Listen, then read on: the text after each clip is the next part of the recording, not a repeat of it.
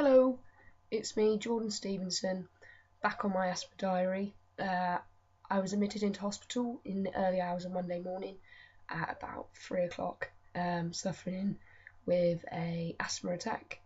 Was quite chronic. I've had worse. Luckily, it was kind of caught early. I was treated for viral and bacterial infection because I couldn't decide which one it was. So sorry I haven't been in contact. I've been in hospital and been unable to record my asthma diary. So basically, over the last sort of 3 days, I've been recovering. I was discharged on Tuesday evening. Still suffering with ongoing asthma symptoms. However, it's not in the stage where I feel like an attack coming. I'm still quite wheezy and breathless, chesty, and I have a chronic productive cough. Nose is still slightly blocked. Well, basically, my treatment in hospital was amazing up to a point. I was being treated outstandingly in A&E. They were brilliant with me until they read my notes, which was bizarre. It was like their attitude changed. With my asthma, my consultant has also diagnosed other conditions which have no evidence or grounds to make such diagnosis. He believes I have laryngeal dysfunction, which is vocal cord dysfunction. Basically, it's where the vocal cords partially close during inhalation. It's episodic in nature. I have in fact had many tests on my vocal cords, and this has proven that I haven't got this condition, but it's still in there. Vocal cord dysfunction can be either a physiological disorder or it can be a psychological disorder. And I think my consultant's working more on the lines of it's psychological. I haven't been diagnosed with any psychological condition in my lifetime. I've never really been a person to panic or be anxious or lack confidence issues. I'm a very confident person, otherwise I wouldn't be doing this if I wasn't. So there's no grounds really for such diagnosis, especially where I've had my vocal cords examined and they were normal and all results came back normal. But it's still on my notes. I also have on my notes that I have breathing pattern disorder. Now, breathing pattern disorder is very common in asthmatics, and I admit that I breathe in an asthmatic way, so I breathe through my mouth more than I breathe through my nose. But once I've done a little bit of research myself, I saw on the symptoms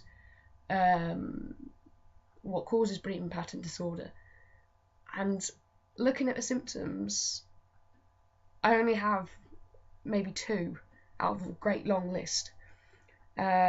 So I don't know where this ground of breathing pattern disorder has come from.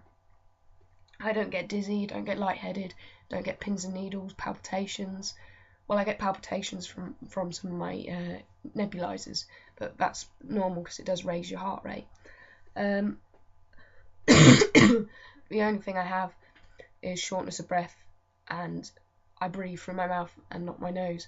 But that's not a way of diagnosing breathing pattern disorder just based on 2 symptoms. It's got to be a collective thing. So that's on my notes as well, and as is psychosocial stress acquired by current health condition. Yes, I found my asthma hard, and I'll openly admit that, and I've said it to many psychologists. Because it is hard when suddenly this thing comes at you from nowhere and you lose all control of your life and you're having to rely on medications to keep you going through the day. Yeah, it was hard, but that doesn't mean that I have psychosocial stress.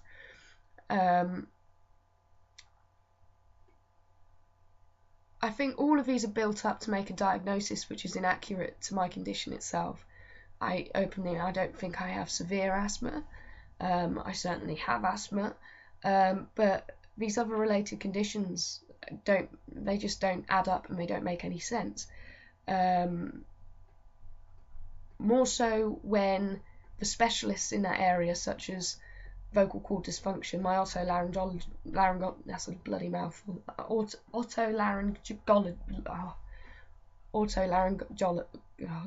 whatever, ear, nose and throat consultant, has specifically ruled out that difficulty.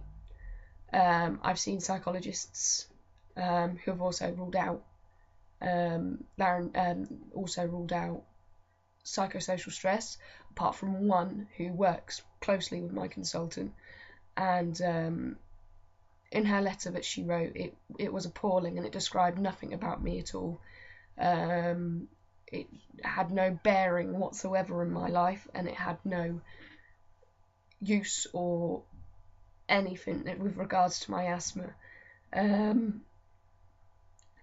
just think if you're going to diagnose something, you may as well diagnose it correctly.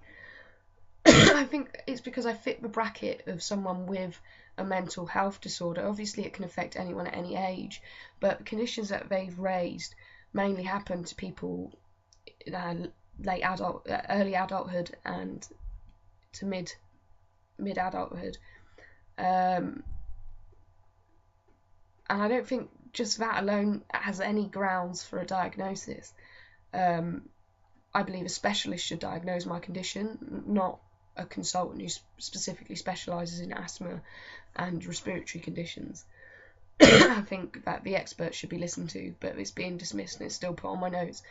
But once my A&E consultant read my notes, all of a sudden it was more like, whoa, no, this can't be asthma now. How can it possibly be asthma? And changed my whole care plan, which had a negative effect.